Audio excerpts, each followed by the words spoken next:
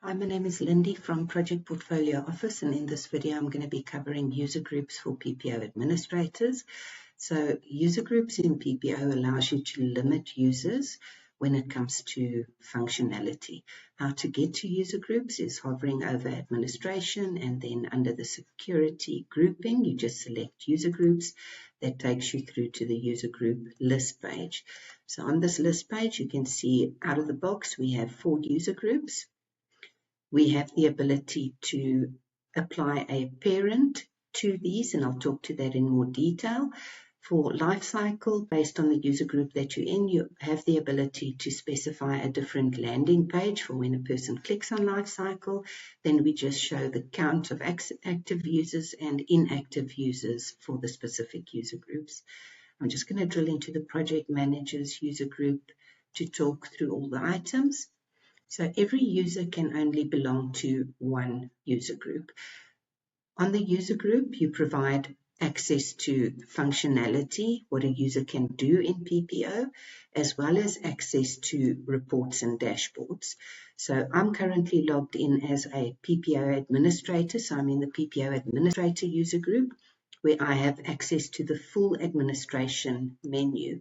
If I were to be logged in as a project manager in the project manager user group, an example is I do not have access to any of the administration functions.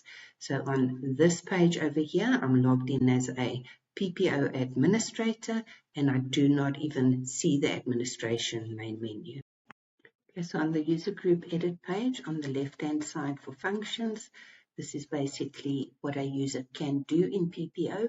So they don't have access to any of the admin functionality, same with the admin reporting. But if I scroll down, as an example, if we look at decisions, the project manager can only add, edit, and view a decision. They do not have access, as an example, to delete decisions. On the right-hand side, we have specific reports and dashboards that you can decide whether the users should have access to it and use them or not.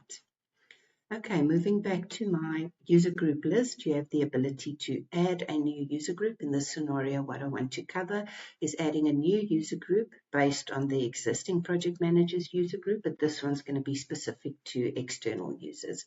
So if I just click on add, I give my user group a name. So I just said project managers external. I can apply a specific landing page for the lifecycle if they were to click on lifecycle.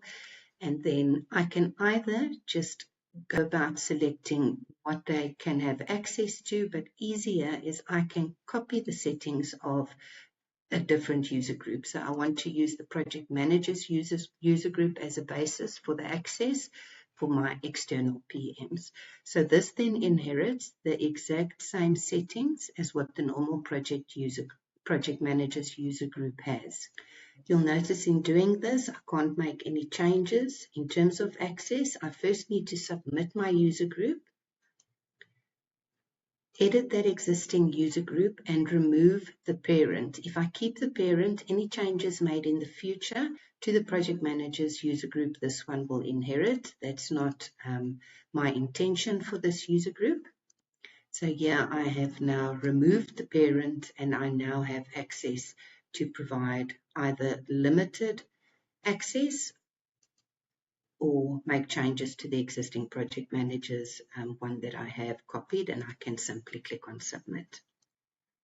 It's important to note that you can only delete a user group if no users, active or inactive, have been linked to them.